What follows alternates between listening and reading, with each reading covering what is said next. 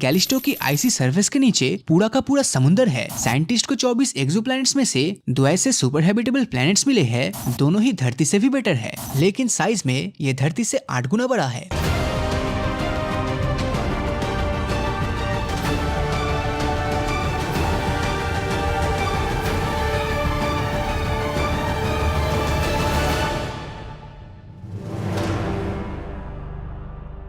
हमारे solar system में ही एक ऐसा प्लेनेट मौजूद है जिस पर रहने की कंडीशन धरती से भी बेटर है, पर इसके बावजूद कोई इसको नोटिस तक नहीं कर रहा। इसका नाम है कैलिस्टो, जो कि जुपिटर का सेकंड लार्जेस्ट मून है। और इस इमेज के अंदर आप जिस व्हाइट चीज को देख रहे हो वो असल में कैलिस्टो पर मौजूद बर्फ ही है। शुरुआत में तो इसे सोलर सिस्टम की एक डेड इनएक्टिव रॉकी बॉडी घोषित किया गया था, पर 1990s में साबित हो गया कि कैलिस्टो की आइसी सरफेस के नीचे पूरा का पूरा समुंदर है, जिसका इस्तेमाल जल्दी रॉकेट प्रोपेलेंट्स बनाने के लिए किया जाने वाला है। एस्ट्रोनॉमर्स ने कैलिस्टो के ऊपर एक एटमॉस्फेयर को भी डिटेक्ट किया है और उनका अंदाजा है कि अगर जुपिटर से आ रही रेडिएशन को रोक दिया जाए तो इंसान जुपिटर की इस चांद पर बहुत ही आसानी से सांस भी ले पाएगा। हमारी करंट अंडरस्टैंडिंग के हिसाब से देखें तो फिलहाल धरती ही यूनिवर्स का इकलौता ऐसा प्लेनेट है जहाँ पर लाइफ एग्जिस्ट करती है, लेकिन पिछले समय साइंटिस्ट ने यूनिवर्स के अंदर कुछ ऐसे हैबिटेबल प्लैनेट्स खोज निकाले जो न सिर्फ सभी मायनों में हमारी धरती से बेटर है, बल्कि इन पर जाने के बाद आपको बिल्कुल किसी सुपर ह्यूमन वाली फीलिंग आएगी।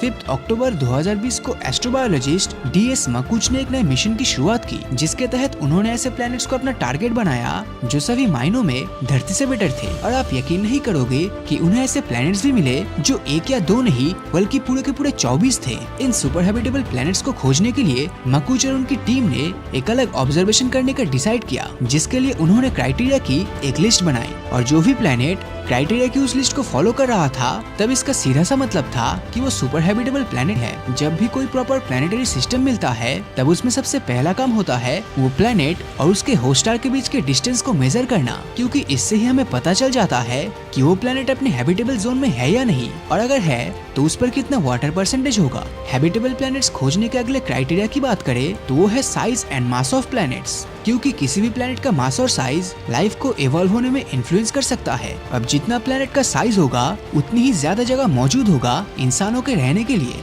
और प्लैनेट्स का मास जितना ज्यादा होगा उतनी ही ज्यादा उस पर ग्रेविटी भी होगी, और इसी ज्यादा ग्रेविटी की वजह से वो प्लैनेट हवा को जमीन के करीब रखेगा, जिससे उसका एटमॉस्फेयर काफी ज्यादा मोटा और स्टेबल रहेगा। साइज और मास वाले क्राइटेरिया के बाद अब बात करते हैं हमारे नेक्स्ट क्राइटेरिया यानी कि टेम्परेचर की, जिसमें इन प्लैनेट्स का टेम्परेचर धरती से 5 डिग्री सेल्सियस ऊपर या नीचे हो सकता है, क्योंकि धरती के मिडिल वाले एरिया यानी ट्रॉपिकल रीजन में पनप रहे माइक्रोब्स इसी तरह के एक्सट्रीम टेम्परेचर में सरवाइव करते हैं। अब इन्हीं सभी फैक्टर्स को ध्यान में रखते हुए साइंटिस्ट को 24 एक्सोप्लैनेट्स में से 2 ऐसे सुपर हैबिटेबल प्लैनेट्स मिले हैं जिनका सरफेस टेम्परेचर और एटमॉस्फेयर दोनों ही धरती से भी बेटर है, जिनमें से एक है ल्यूटेन B प्लैनेट। इस प्लेनेट को 2017 में पहली बार ऑब्जर्व किया गया था। तब पता चला कि इस पर न सिर्फ पानी है बल्कि किसी भी लाइफ फॉर्म के जिंदा रहने के लिए सभी जरूरी चीजें जैसे कि हाइड्रोकार्बन्स और अमाइनो एसिड्स भी भारी मात्रा में मौजूद है। ये प्लेनेट इंसानों के रहने के लिए इतना अच्छा है कि रिसर्च के मुताबिक इसके परफेक्शन के पीछे किसी एलियन का हाथ बताया जाता है। और इसी पॉसिबिलिटीज को देखते हुए अक्टूबर 2017 और 18 में मेटी नाम की ऑर्गेनाइजेशन ने इस प्लेनेट पर कई मैसेजेस भेजे हैं, जिनमें से एक मैसेज में अलग अलग म्यूजिकल इंस्ट्रूमेंट की आवाज और दूसरे मैसेज के अंदर यूनिवर्स में हमारी लोकेशन का साइंटिफिक ट्यूटोरियल है, जिससे कि अगर ल्यूटेन B पर इंटेलिजेंट लाइफ मौजूद हुई तब हमें उसके बारे में एक न एक दिन जरूर पता चलेगा। अब अगला सुपर हैबिटेबल एरिया है ट्रैपिस्ट स्टार सिस्टम। कहा जाता है धरती के रेगिस्तान में जितने मिट्टी के कण है उतने ही स्टार्स पूरे ब्रह्मांड में मौजूद है। अब अगर सितारे ही इतने हैं तो सोचिए प्लैनेट्स कितने होंगे, और इतने अरबों खरबों प्लैनेट्स में सिर्फ हमारी धरती पर ही लाइफ एग्जिस्ट करती है, ऐसा होना तो लगभग नामुमकिन सा लगता है। हमारी धरती से करीब 39 लाइट ईयर दूर एक ऐसा स्टार सिस्टम मौजूद है जहां 1 या 2 नहीं बल्कि पूरे 7 धरती जैसे प्लैनेट्स अपने स्टार का चक्कर लगा रहा है, और इनमें से 3 प्लैनेट्स अपने हैबिटेबल जोन में ऑर्बिट कर रहा है। ट्रैपिस्ट 1 नाम की स्टार सिस्टम की डिस्कवरी पहली बार साल 2017 में की गई थी। इसके प्लैनेट्स धरती से भी ज्यादा पुराने हैं, मतलब कि इन प्लैनेट्स पर जो लाइफ होगी वो धरती के पूरी तरह फॉर्म होने से पहले लगभग 3 बिलियन साल तक ऑलरेडी डेवलप कर गई होगी। अब ये सभी प्लैनेट्स बृहस्पति ग्रह के साइज जितने एक टाइनी रेड स्टार का चक्कर लगा रहा है और ये स्टार हमारे सूरज के कंपैरिजन में काफी ठंडा है। ये प्लेनेट अपनी ऑर्बिट पर टाइडली लॉक्ड भी है, मतलब कि इनकी एक साइड स्टार को फेस करते हुए हमेशा गर्म रहता है और दूसरी साइड बिल्कुल उसका उल्टा यानी कि ठंडा रहता है और ये खुद अपने एक्सिस पर चक्कर नहीं लगाती। अगर ये सभी कंडीशंस परफेक्ट रही तब ठंड और गर्मी वाले रीजन के बीच में एक ऐसी पतली सी स्ट्रिप एरिया होगी जहाँ जीवन आराम से पनप सके। वैसे ट्रैपिस्ट सोलर सिस्टम में प्लैनेट्स एक दूसरे के इतने ज्यादा करीब है कि अगर आप इनमें से किसी एक पर खड़े होकर आसमान में देखेंगे तब आपको स्टार सिस्टम के बाकी प्लैनेट्स अपने चारों तरफ घूमते हुए दिखेंगे। TOI star system. इस स्टार सिस्टम में दो प्लैनेट्स इसके हैबिटेबल जोन में आता है जो कि है TOI 700d और TOI 700e। ये दोनों ही एक्सोप्लैनेट का मास हमारी धरती जैसा ही है। जहाँ TOI 700d 28 दिन में अपने सूरज का चक्कर लगाता है तो वहीं पर TOI 700d 37 दिन में, और दोनों ही धरती के साइज के लगभग बराबर है। अगर इन दोनों प्लैनेट पर ही एक तरह का एटमॉस्फेयर हुआ तब इनका तापमान हमारी धरती से भी ज्यादा होगा, जो इनकी हैबिटेबिलिटी के लिए एक गेम चेंजर है। साइंटिस्ट ने पाया कि TOI 700d पर बहुत से प्लैनेट्स मौजूद है और अगर किसी दिन हम यहाँ पर पहुँच गए तब वो लाइफ फॉर्मिंग प्लैनेट्स हमारी धरती के जैसा ही होगा। लेकिन क्या ऐसा थियोरेटिकली पॉसिबल है कि दूसरे प्लैनेट्स पर धरती जैसा ही लाइफ फॉर्म मौजूद हो? वेल, एवोल्यूशन एक ऐसी चीज है जिसे ग्रेविटी की तरह ही नेचर का यूनिवर्सल लॉ माना गया है, यानी वो नियम जो ब्रह्मांड के हर जगह काम करता है। इस प्रोसेस में एक दूसरे से रिलेट करने वाली स्पीसीज एक जैसे प्राकृतिक मुश्किलों का सामना करते हुए इवॉल्व हो जाता है, क्योंकि किसी भी एलियन प्लैनेट पर लाइफ का स्टार्टिंग पॉइंट काफी सिंपल रहता है। जो सुपर हैबिटेबल प्लैनेट्स होंगे वो काफी पुराने होंगे, साथ ही उसका साइज काफी बड़ा, टेम्परेचर वार्म और धरती के मुकाबले वहाँ ज्यादा नमी होगी।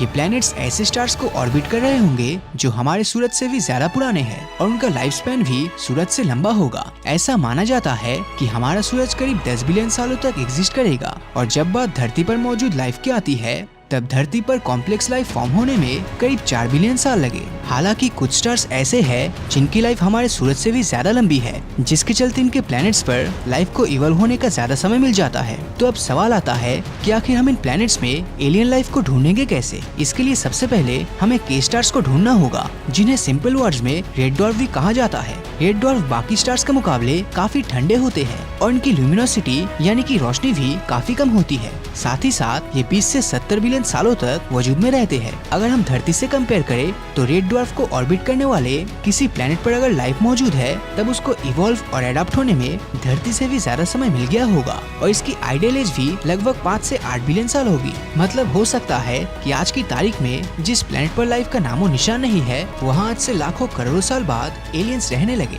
और शायद तब तक हम इंसानों का अस्तित्व ही इस यूनिवर्स से गायब हो जाए। इसी के चलते हमारे लिए एलियन लाइफ को ढूंढ पाना बहुत ही मुश्किल है।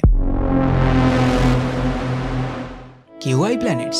इन दो प्लैनेट्स का नाम है KOI 5715.01 और KOI 5554.01। अब ये दोनों ही लाइफ के एवोल्यूशन के लिए बिल्कुल परफेक्ट है। पहले प्लैनेट KOI 5715.01 का सरफेस टेम्परेचर धरती के मुकाबले सिर्फ 2.4 डिग्री सेल्सियस ही कम है, लेकिन साइज में ये धरती से 8 गुना बड़ा है, जिसका मतलब इसका लैंड सरफेस एरिया और ग्रेविटी धरती से काफी ज्यादा होगी। अब अगर पानी की बात की जाए तो इसके खुद के सूरज और प्लैनेट्स के बीच की दूरी के अकॉर्डिंग यहाँ बहुत सारा पानी मौजूद तो जरूर होना चाहिए। दूसरे प्लैनेट का टेम्परेचर 27 डिग्री सेल्सियस है, जो आपको एसी में रहने जैसा फीलिंग देगा। तो इससे एक बात तो क्लियर है कि कंफर्ट के मामले में ये प्लैनेट हमारे लिए परफेक्ट है। अब यहाँ जमीन के टेक्टोनिक प्लेट्स की हलचल की वजह से नाइट्रोजन साइकिल कंटिन्यूअसली चलती रहती है। अब आप बोलोगे कि नाइट्रोजन से लाइफ फॉर्म थोड़ी ना होगा, बिकॉज हम में से ज्यादातर लोगों को लगता है कि धरती पर ऑक्सीजन ज्यादा होना मोस्ट इम्पोर्टेंट है, पर सच तो ये है कि धरती पर सबसे ज्यादा नाइट्रोजन है। यहाँ तक हवा में भी 78% सिर्फ नाइट्रोजन ही है और यही नाइट्रोजन प्रोटीन और डीएनए जैसे केमिकल फॉर्म में कन्वर्ट होती है, जो हम इंसानों के रहने के लिए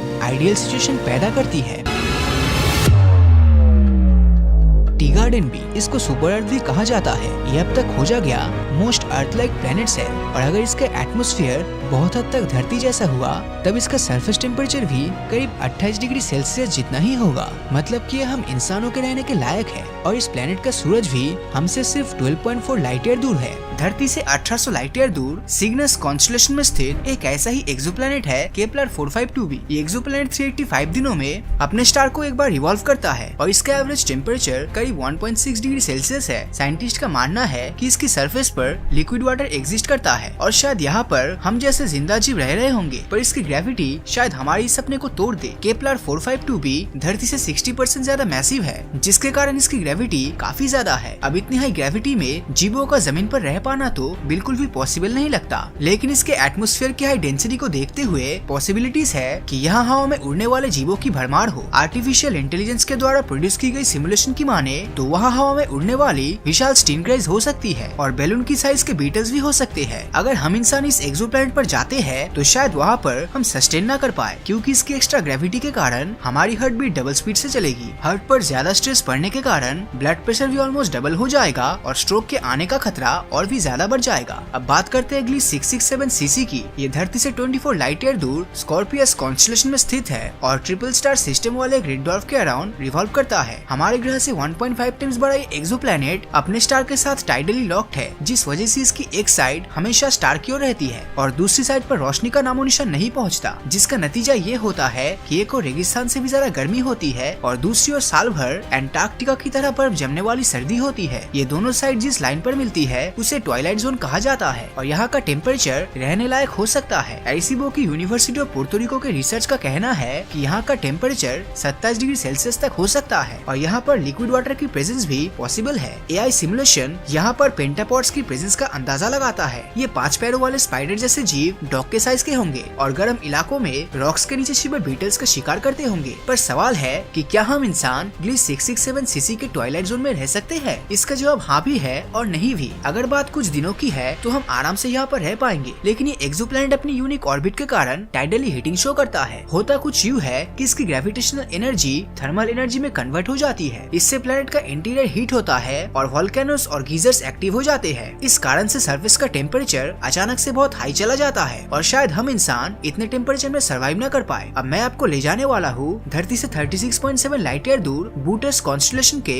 ब्राइटेस्ट स्टार आर्क्टुरस के सैर पर। ये एक रेड जायंट स्टार है और इसकी ब्राइटनेस हमारे सूरज से 100 गुना ज्यादा है। अपनी करंट टेक्नोलॉजी से हम आर्क्टुरस के अराउंड कोई भी एक्सोप्लैनेट खोजने में नाकाम रहे हैं, पर एआई सिमुलेशन के अनुसार एक समय यहाँ पर धरती जैसा एक प्लेनेट एग्जिस्ट करता था। साइंटिस्ट ने इसको आर्क्टुरस से नाम दिया है। जब आर्क्टुरस एक रेड जायंट स्टार बना तो ये एक्सोप्लैनेट रेगिस्तान में बदल गया और स्टार के अंदर ही समा गया। अगर उस समय आर्क्टुरस ए पर कोई एलियन सिविलाइजेशन रहती होगी तो शायद उसने इस कैटास्ट्रॉफी को पहले से ही प्रेडिक्ट कर लिया था और वो अपने आप को इससे बचाने के लिए इतनी एडवांस्ड भी बन चुकी होगी। हो सकता है वो एडवांस्ड सिविलाइजेशन आज भी आर्क्टुरस ए पर विशाल ग्लास डोम्स के अंदर रहती हो। ऐसे ग्लास डोम्स के अंदर हजारों प्लैनेट्स लगे हुए होंगे जो वहाँ के जीवों के लिए पानी और ग्लूकोज का फॉर्मेशन करेंगे। ये जीव कुछ हद तक ऑक्टोपस की तरह होंगे, जिनमें दिमाग तो होगा पर बॉडी के नाम पर सिर्फ नर्वस सिस्टम होगा। देखने में ये अलग अलग जीव लगेंगे पर कंप्यूटर नेटवर्क की तरह ये सभी आपस में कनेक्टेड होंगे। अमेरिका के ओरेगन में रिसर्चर्स को कुछ ऐसा ही प्लांट्स मिला है जिसे आर्मिलिया ऑस्ट्रियो नाम दिया गया है। ये 10 स्क्वायर किलोमीटर में फैले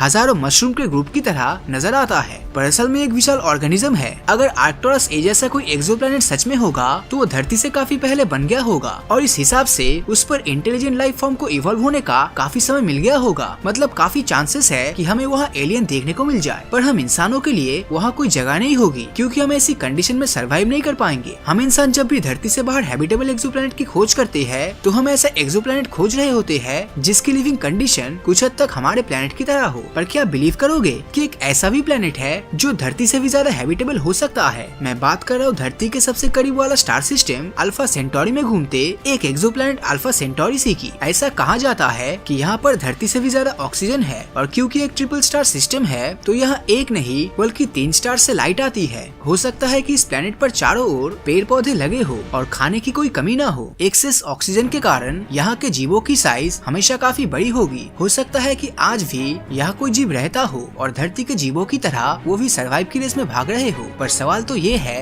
कि क्या हम इंसान इस प्लेनेट को अपना फ्यूचर होम बना सकते हैं? एआई सिमुलेशंस और साइंटिफिक स्टडी में ये पाया गया है कि लाइफ की पॉसिबिलिटीज के लिए ये प्लेनेट धरती से भी बेहतर होना चाहिए। यहाँ का टेम्परेचर इंसानों के लिए ऑप्टिमम होगा और यहाँ पर लिक्विड वाटर की प्रेजेंस भी होगी। पर ट्रिपल स्टार सिस्टम में होने के कारण यहाँ के सीजन चेंजेस बहुत ही एक्सट्रीम लेवल का मौसम ला सकता है। जैसे यहाँ गर्मियों के मौसम में तापमान 60 डिग्री सेल्सियस को टच कर सकता है और सर्दियों के मौसम में ये -90 डिग्री तक पहुँच जाता है। इतना एक्सट्रीम टेम्परेचर हमें धरती पर 1000 सालों में एक बार ही देखने को मिलता है। चाहे सहारा के गर्म रेगिस्तान हो या अंटार्कटिका का बर्फीला मैदान, हम इंसानों ने हर जगह अपनी प्रेजेंस बनाई है और हम स्पेशल इक्विपमेंट्स की मदद से अल्फा सेंटोरी सेंटोरी सी पर भी जरूर सर्वाइव कर लेंगे। साल 2005 में साइंटिस्ट के पास सैटर्न के मून टाइटन से एक ऐसा सिग्नल आता है जो इस बात की ओर इशारा करता है कि हमारे सोलर सिस्टम में हम इंसानों के अलावा भी कोई और एलियन लाइफ मौजूद है। इस सिग्नल में कुछ ऐसा था जिससे साइंटिस्ट को टाइटन पर वाटर, हाइड्रोजन, मीथेन और नाइट्रोजन साइकिल होने के सबूत मिले। और ये सारी चीजें कोई नॉर्मल बात नहीं है, क्योंकि ये चीजें वही है जिनके कारण आज धरती पर भी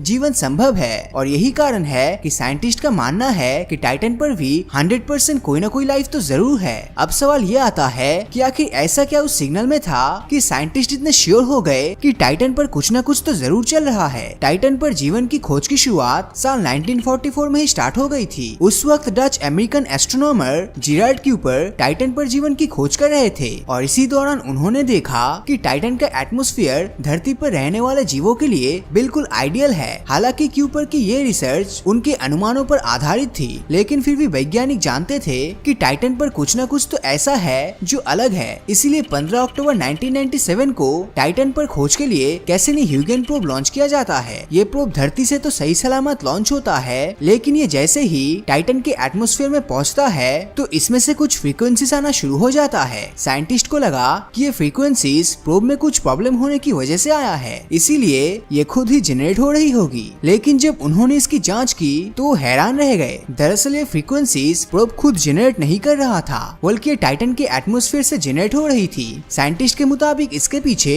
दो कारण हो सकते थे, या तो टाइटन का एटमॉस्फेयर ये फ्रीक्वेंसी जनरेट कर रहा था, या फिर वहाँ पर मौजूद किसी दूसरे एलियन लाइफ के कारण ये सब हो रहा था। अब जब प्रोब ज्यादा टेस्टिंग के लिए टाइटन की जमीन पर उतरता है और वहाँ पर मिट्टी के कुछ सैंपल्स लेता है तो वहाँ उसे कुछ अजीब दिखाई देता है। जब उसने टाइटन की मिट्टी की केमिकल टेस्टिंग की तो पता चला कि टाइटन के एटमॉस्फेयर में हाइड्रोजन फॉर्मेशन तो होता है और ये पूरे एटमॉस्फेयर में इक्वली डिस्ट्रीब्यूट भी हो रहा है, लेकिन जहाँ ये हाइड्रोजन अपने हल्के वेट के कारण एटमॉस्फेयर में रहना चाहिए वहीं पर ये गायब हो रहा है। अब ये हैरानी की बात इसलिए है क्योंकि हमारी धरती पर कई ऐसे स्पीसीज है जो धरती के एटमॉस्फेयर से हाइड्रोजन खींचकर जिंदा रहती है, और अगर हम इसे टाइटन पर देखें तो टाइटन पर भी यही हो रहा है। इसीलिए साइंटिस्टों का अनुमान है कि टाइटन पर भी ऐसी स्पीसीज मौजूद है। इसके अलावा टाइटन के एटमॉस्फेयर में एसिटिलीन और नाइट्रोजन का अमाउंट बहुत ही कम है। धरती पर कई ऐसे ग्राउंड वाटर माइक्रो ऑर्गेनिज्म है जो एसिटिलीन पर जिंदा रहती है, इसीलिए पॉसिबिलिटीज है कि टाइटन पर भी ऐसे ही माइक्रो ऑर्गेनिजम्स है। लेकिन इन माइक्रो ऑर्गेनिजम्स के बारे में सबसे खास बात ये है कि ये पानी में नहीं बल्कि इथेन और मीथेन में रहता है। साइंटिस्ट के मुताबिक यही माइक्रो ऑर्गेनिजम्स टाइटन के एटमॉस्फेयर में नाइट्रोजन की मात्रा बढ़ा रहे हैं और यही नाइट्रोजन साइकिल हमें धरती पर भी दिखाई देती है। टाइटन पर होने वाले वोल्केनिक इरप्शन भी इससे जुड़ी लाइफ के बारे में काफी कुछ बताता है। जब साइंटिस्ट ने इसकी मिट्टी के सैंपल्स की जांच की तो उन्हें पता चला